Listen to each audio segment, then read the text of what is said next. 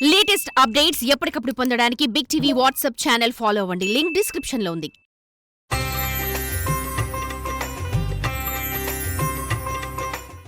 ఈరోజు వెలిగించుకోవాల్సినటువంటి దీపం కలువ దీపం. ఈ కలువ దీపంలో లోక కళ్యాణార్థం కోసం శివపార్వతులు ఇద్దరూ కూడా ఎక్కడైనా వివాహ బంధాలు జరుగుతున్నప్పుడు ఆ శివానుగ్రహం తప్పనిసరిగా ఆ దంపతుల అనుగ్రహం అక్కడ ఉంటుంది. అందుకని కార్తీక మాసములో పితృదేవతల అనుగ్రహంతో పాటుగా శివపార్వతుల అనుగ్రహం కూడా ఇక్కడ మనం పొందాలి.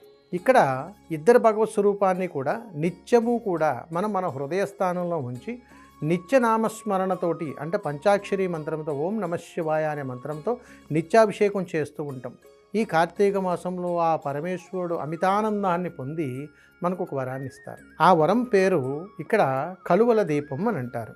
అంటే కార్తీక మాసంలో వేకువజామున నదీ పరివాహ ప్రాంతానికి వెళ్ళి స్నానమాచరణ చేసిన తర్వాత పొడి దుస్తులను ధరించి రావి చెట్టు చుట్టూ 9 ప్రదక్షిణలు చేసి ఆ చెట్టు దగ్గర 2 కలువ పువ్వులను అక్కడ ఉంచి 2 మట్టి ప్రమిదలు తీసుకొని ఆ మట్టి ప్రమిదలో ఆవు నేతిని వేసి చక్కగా ఒక దీపాన్ని వెలిగించండి.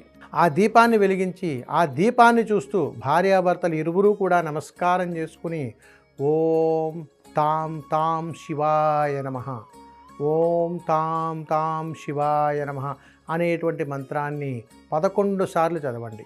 ఈ విధంగా చేసినటువంటి దీపానికి నమస్కారం చేసుకున్న తర్వాత శివాలయంలోకి వెళ్ళి 11 ప్రదక్షిణలు కూడా చేసి ధ్వజుడికి నమస్కారం చేసుకుని గుడిలో కూడా ఒక దీపాన్ని వెలిగించాలి. దీన్ని కలువల దీపం అని అంటారు. ఇది ఎందుకు అంటే సంతాన ప్రాప్తి కోసం. కాబట్టి వివాహం జరుగుతూ ఉన్నప్పుడే పార్వతీ పరమేశ్వరులు ఇద్దరూ కూడా వచ్చి చాలా చక్కటి అనుగ్రహాన్ని మనకు అందిస్తారు. ఆ తర్వాత సంతాన సమయంలో సమస్యలతోటి ఇబ్బంది పడుతూ ఉన్నప్పుడు ఈ కలువల దీపం ద్వారా మళ్ళా ప్రసన్నమయ్యి ఈ కార్తీక మాసంలో తిరిగి ఆ వరాన్ని మళ్ళీ మనకిస్తారు. అందుకని ఈ కార్తీక మాసంలో సంతాన సమస్యల నుంచి బయటపడటం కోసం భార్యాభర్తలు ఇరువురు కూడా చేసుకోవలసినటువంటి అద్భుతీయమైనటువంటి దీపారాధన. అందుకని కార్తీక మాసంలో సంతానం కోసం దంపతులు ఎవరైనా కానీ ఈ కలువల దీపాన్ని వెలిగించండి. కార్తీక మాసంలో శివానుగ్రహాన్ని పొందండి. సర్వే జనా సుఖినో భవంతు. శుభం. నమస్కారం.